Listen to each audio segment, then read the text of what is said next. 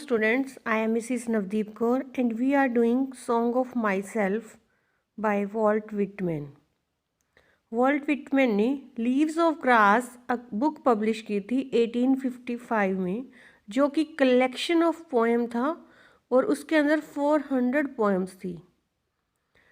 Leaves of grass 1855 में publish हुई।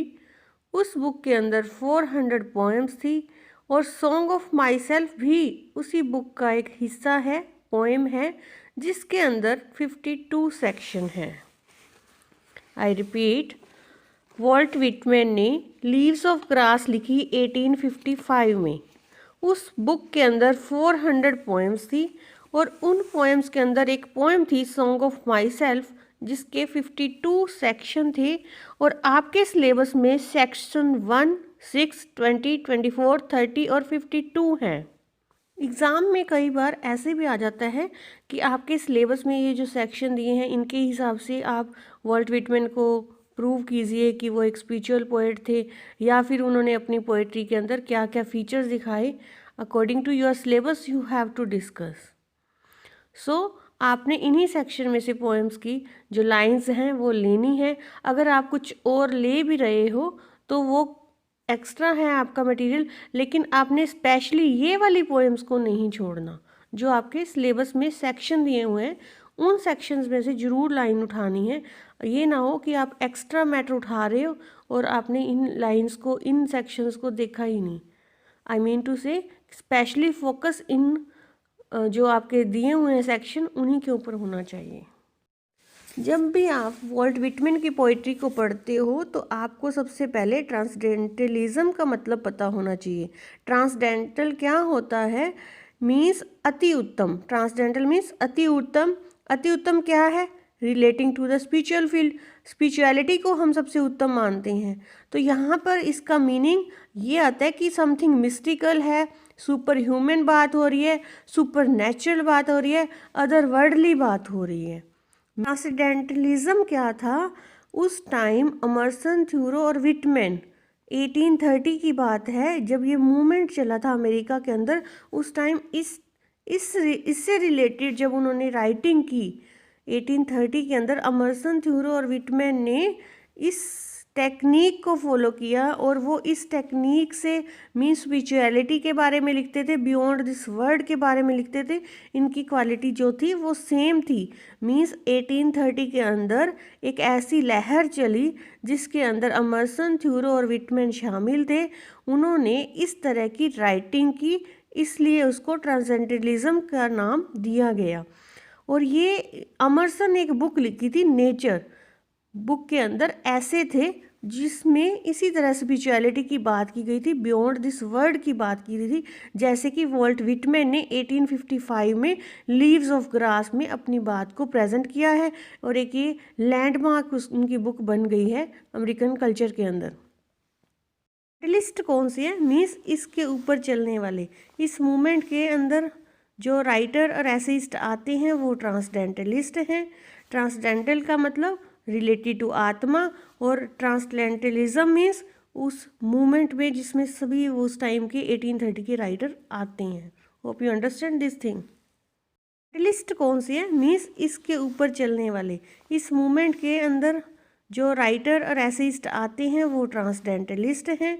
Transcendental का मतलब रिलेटेड टू आत्मा, और ट्रांसडेंटलिज्म मीन्स उस मूवमेंट में जिसमें सभी उस टाइम के 1830 के राइटर आते हैं। Hope you understand this thing.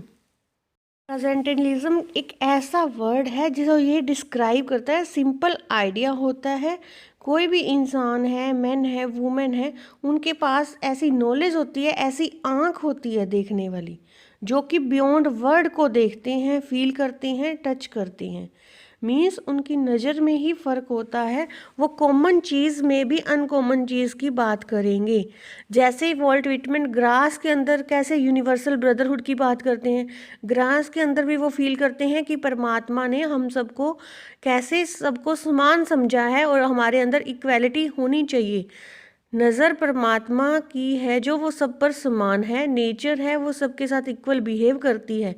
तो ये जो राइटर थे उस टाइम के, तो इनके अंदर ये सोचने की समझने की शक्ति थी कि वो नॉर्मल ऑब्जेक्ट के अंदर भी अब नॉर्मल बात को करते थे। ग्रास तो ग्रास है, लेकिन वॉल्ट विटमैन ने कितने सुंदर तरीके से इसको प्रेजेंट किया गया है, एक कॉमन इंसान ऐसा नहीं कर सकता। तो ट्रांसेंडेंटलिज्म क्या था, एक ऐसा वाद था, एक उस टाइम के 1830 के अंदर जो राइटर हुए थे उन्होंने इस तरह की क्रिएशन की लिटरेचर के अंदर, जिसके अंदर उन्होंने नेचर को और जो भी उन्होंने फील किया इस वर्ड से बियॉन्ड फील किया, और एक राइटिंग के अंदर उनका ऐसा टच मिलता है जो स्पिरिचुअलिटी से लिंक करता है, और वो अपनी नॉर्मल ऑब्जेक्ट का एग्जाम्पल देके उनका meaning beyond this earth worldly affairs को लेकर एक यूनिक स्टाइल में उनको प्रेजेंट किया गया, जिसको बाद में आत्मा परमात्मा से रिलेट कर दिया उन्होंने। मीन्स सिंपल वर्डिंग के अंदर सिंपल उन्होंने सिंबल लेकर कुछ एक्स्ट्रा ऑर्डिनरी बात की अपनी राइटिंग में। विटमैन जो थे उन्होंने लीव्स ऑफ ग्रास पब्लिश की 1855 में, लेकिन मज़ेदार बात देखिए, उनके पास कोई फॉर्मल एजुकेशन नहीं थी। विटमैन इंग्लिश लिटरेचर के ऐसे राइटर हुए हैं जिन्होंने कोई ऑक्सफर्ड से, कैम्ब्रिज से, हार्वर्ड यूनिवर्सिटी से, कहीं से कोई फॉर्मल एजुकेशन नहीं ली। उनका अंदर से ही उनको इतनी ज़्यादा नॉलेज थी, ये गॉड गिफ्टेड था कि उनकी उन नज़र ही ऐसे थी, वो देखते ही ऐसे थे। जिस इंसान के अंदर जो फीलिंग्स होती हैं और जो उनको ये भगवान आत्मा परमात्मा की जो ये बात करती हैं, उनके अंदर से ही ज्ञान की रोशनी थी। इन इंसान के अंदर इस तरह की रोशनी ही होती है जो उनको कुछ लिखने के लिए प्रेरित करती है। उन्होंने अपनी फीलिंग्स को, अपने इमोशंस को राइटिंग में लिख दिया। ये नहीं था कि वो कहीं से बहुत अच्छे डिप्लोमा लेकर आए थे, बहुत अच्छे पढ़े लिखे थे, नहीं। उन्होंने यहाँ पे देखिए साफ लिखा हुआ है, he had achieved no distinction whatsoever, he has no formal education। Formal education का मतलब उन्होंने कहीं किसी यूनिवर्सिटी से कोई एजुकेशन नहीं ली। हाँ, इनफॉर्मल एजुकेशन उनके पास थी, जो उन्होंने सीखा नेचर से, अपने आस पड़ोस से, अपने एटमॉस्फेयर से सीखा, और अंदर की आत्मा से उनको आवाज़ आई और उन्होंने पोइट्री की क्रिएशन कर दी। इतनी डीप थिंकिंग उनकी खुद की अंदर से ही थी। 3 इम्पोर्टेंट थीम्स उनकी राइटिंग की क्या थी? The idea of self, the identification of self with other selfs. Means अगर वो अपनी बात करते हैं, सेल्फ की बात करते हैं, आई वर्ड यूज़ करते हैं, तो उनका मकसद क्या होता है? आई की बात करके वो आई को दूसरों से रिलेट करते हैं, अदर सेल्फ्स के साथ अपने आप को रिलेट करते हैं। मीन्स जो मैं हूँ वही दूसरे हैं, जो दूसरे हैं वही क्या है? मैं हूँ। मीन्स ये एक दूसरे से रिलेशन स्थापित कर कर यही कहना चाहती हैं कि अगर हम सब एक हैं तो हमें ब्रदरहुड की फीलिंग रखनी चाहिए। और फिर पोएट जो है उस आई के साथ वी का रिलेशन बनाते हैं, और फिर उसका रिलेशन नेचर से करते हैं, यूनिवर्स से करते हैं। मीन्स मैं जो हूँ वही आप हो जो वही हमारे साथ नेचर है। इन तीनों का रिलेशन बनाकर वो कहते हैं कि हम सब इंसान परमात्मा के बच्चे हैं, तो हमें आपस में प्यार करना चाहिए। मीन्स वो रिलेशन क्रिएट कर देते हैं इस तरह से। और जैसे उनके जो भी सिंबल वो यूज़ करते हैं, houses and rooms represent civilisation, perfume signifies individual self, and the atmosphere symbolise the universal self. Means अगर वो किसी भी चीज़ को देखते हैं, हाउस का मतलब यहाँ पर एक बड़ा घर, बड़ा घर का मतलब क्या है? यहाँ पे पूरा वर्ड को ले रहे हैं हाउस में। और रूम इसमें क्या कह रहे हैं? Represent civilisation. और उसके अंदर डिफरेंट टाइप ऑफ रूम है, जैसे एक घर के अंदर डिफरेंट टाइप ऑफ रूम है, यहाँ पे कहता है कि हाउस है जो वो वर्ड है, और उसके अंदर जो डिफरेंट टाइप ऑफ रूम है वो डिफरेंट टाइप ऑफ सिविलाइजेशंस है। परफ्यूम सिग्निफाइज इंडिविजुअल सेल्फ, और जो उसके अंदर खुशबू आ रही है हर रूम के अंदर, वो हर इंसान की खुशबू है।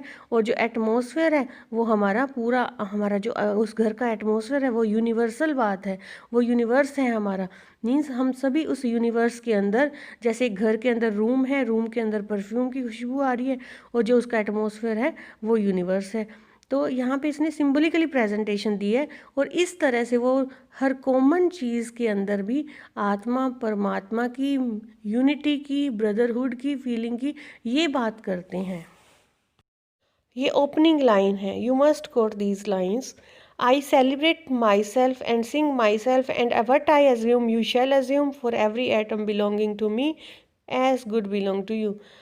मैं अपने आप को एंजॉय करता हूँ, मैं अपने आप में खुश हूँ, जैसे मैं खुश हूँ आप भी खुश रहिए, अपने आप को अज्यूम कीजिए ऐसे ही मेरी तरह है। और जिस चीज़ों से मैं बना हूँ, जो भगवान ने मुझे दिया है वो आपके पास भी है। और इसलिए जो मैं इंजॉय कर रहा हूँ आप भी इंजॉय कीजिए। मीन्स आय का मतलब वो यूनिवर्सल में प्रेजेंट कर रहे हैं यहाँ पर। देखिए, अगर आपको सिंबलिज्म की बात आ जाती है तो आप यहाँ पे आई को प्रेजेंट कर दिए एज ए सिंबल।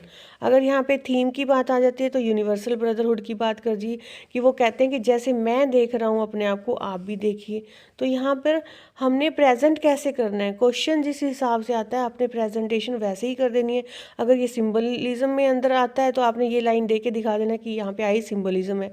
अगर आप टेक्निक की बात करते हो तो आप कहते हो कि देखिए यहाँ पे राइम कैसे, myself, assume, belonging to you, belong to you. Means यहाँ पे उन्होंने कैसे फ्री वर्ड्स का यूज़ किया है। तो आपने उसी तरह से प्रेजेंट कर देना है इन्हीं लाइन को जिस हिसाब से क्वेश्चन में पूछा गया है। साइंस में भी हमें दिखता है कि वो कैसे ब्रदरहुड की फीलिंग की बात कर रहे हैं हम सभी। और यहाँ पे वो अपने देश से प्यार की बात भी कर रहा है कि मेरा हर खून का कतरा जो है इसी धरती से है, इसी हवा के अंदर, इसी खुशबू में मैंने जन्म लिया है। मैंने भी यहीं जन्म लिया, मेरे बाप दादा ने भी यहीं जन्म लिया, उनके बाप दादा के बाप दादा ने भी यहीं जन्म लिया। मीन्स मैं इस देश का वासी हूँ और मेरे अंदर पेट्रियटिज्म की फीलिंग भी है, इंसानियत की फीलिंग भी है, ब्रदरहुड की फीलिंग भी है। तो एज अ सिंबल है वॉल्ट व्हिटमैन की पोइट्री के वो आए, the grass, the journey, body, soul, plants, animal, heavenly body, इन सब को उन्होंने सिंबलिकली वे में प्रेजेंट किया है। आए जो है उनका सिंगल मोस्ट इम्पोर्टेंट सिंबल है। इसके अंदर आय का, इसका आय में उन्होंने सिर्फ अपनी बात नहीं की, ये सिर्फ पोएट के लिए नहीं करता लेकिन हर मॉडर्न इंसान की बात करता है जो ये चाहता है कि वो खुशी से जीवन व्यतीत करे। हर इंसान को कैसे अपने आप को सेलिब्रेट करना चाहिए, अपनी आत्मा को जगाते रहना चाहिए। आत्मा की खुशी के लिए, आत्मा की खुराक के लिए हमें कुछ ना कुछ करना चाहिए, चाहे वो धार्मिक है या हमें नेचर के साथ हम जो एंजॉय करते हैं। मीन्स यहाँ पे वो खुद की बात करके हर पर्सन की बात करते हैं। एक इंसान खुद जैसे एंजॉय करता है यहाँ पे दिखाता है कि सबके लिए वो बात की गई है। देखते हैं कि जो सॉन्ग ऑफ माई सेल्फ के अंदर वॉल्ट व्हिटमैन सेलिब्रेट करते हैं theme of democracy, oneness of Mankind, specially the American people. और वो रिप्रेजेंट करते हैं अपनी बात को स्पिरिचुअलिज्म के द्वारा, मैनकाइंड की, मैन सोल की, जो सबके अंदर है। और जो वो सोल है, वन सोल वंस आइडेंटिटी की बात करते करते वो यूनिवर्सल बात करते हैं। मीन्स उनको आई के अंदर भी पूरा वर्ड दिखाई दे रहा है। उनकी नज़र ऐसी है जिसमें वो सारे संसार को देख रही हैं और सारे संसार के साथ रिलेशन स्थापित कर रही हैं। जो मैं हूँ वो तुम हो, जो तुम हो वो मैं हूँ। मैंने एक तरह से न्यू बाइबल की ही क्रिएशन कर दी। मीन्स उनकी पोइट्री के अंदर हम बाइबल के दर्शन कर सकते हैं। लेकिन ये जो बाइबल था, no one will get at my verses, वो कोई इजीली समझ आने वाला नहीं था उस टाइम के लोगों के लिए। लेकिन उन्होंने कहा कि अगर आप ध्यान से देखते हो, समझते हो, तो ओलीव ऑफ ग्रास जो है एक तरह से बाइबल का ही काम कर रहा है। मीन्स वो अपने आप को एज अ पोएट के रूप में नहीं देख रहे हैं। यहाँ पर उनके जो थॉट थे वही कुछ सेंट वाले, प्रोफेट्स वाले, मीन्स प्रीस्ट वाले थॉट थे उनके। और उन्होंने एक नया धर्म की स्थापना की। इनोग्रेटिंग अ न्यू रिलीजन का मतलब है जो लोग पहले मानते थे धर्म को, सिर्फ वो कट्टरवाद थे। लेकिन इन्होंने किस धर्म की बात की है, इन्होंने एक न्यू रिलीजन की स्थापना की है। न्यू बाइबल न्यू बाइबल की तरह उन्होंने पोइट्री लिखी है जिसमें वो ये बात करते हैं कि हमें किसी एक धर्म के साथ चिपकना नहीं चाहिए। हमारा धार्मिक होने का मतलब ये नहीं है सिर्फ हम अपने धर्म वाले इंसान के साथ प्यार करें, दूसरे धर्मों वाले लोगों के साथ प्यार ना करें। अगर हम ह्यूमन बीइंग हैं, हम एक ट्रू ह्यूमन बीइंग हैं, तो हमें सबके साथ प्यार करना चाहिए, ना कि सिर्फ अपने धर्म के लोगों के साथ। मीन्स यहाँ पे इन्होंने धर्म की परिभाषा ही बदल दी। तब उस टाइम जो कट्टरवाद लोग थे वो इनके खिलाफ आ गए और इनको बुरा भला कहने लगे। इनकी जो पोइट्री की का क्रिटिसिज्म भी काफ़ी हुआ सबसे पहले शुरुआत में, लेकिन जैसे जैसे टाइम बीतता गया उस टाइम के बाद जो चेंजेस आए हमारी सोसाइटी के अंदर, तब लोगों को पता चला कि वाकई ये जो बात कह रहे थे कितनी अच्छी बात थी। हमें किसी एक धर्म को फॉलो करके सिर्फ उसी के अकॉर्डिंग या उसी के लोगों से प्यार नहीं, बल्कि सारी जो ह्यूमन जाति है हमें सबके साथ प्यार करना चाहिए, चाहे वो इंसान है, जानवर है, जो कुछ भी आ गया, लिविंग ऑर्गेनिज्म में जो कुछ भी आ गया, हमें सबके साथ मिलजुल कर प्यार से नेचर के साथ रहना चाहिए। नेचर भी एक पार्ट है हमारे जो creation, beautiful creation of God है, तो इसकी भी संभाल करनी चाहिए, कदर करनी चाहिए और इसको एंजॉय करना चाहिए।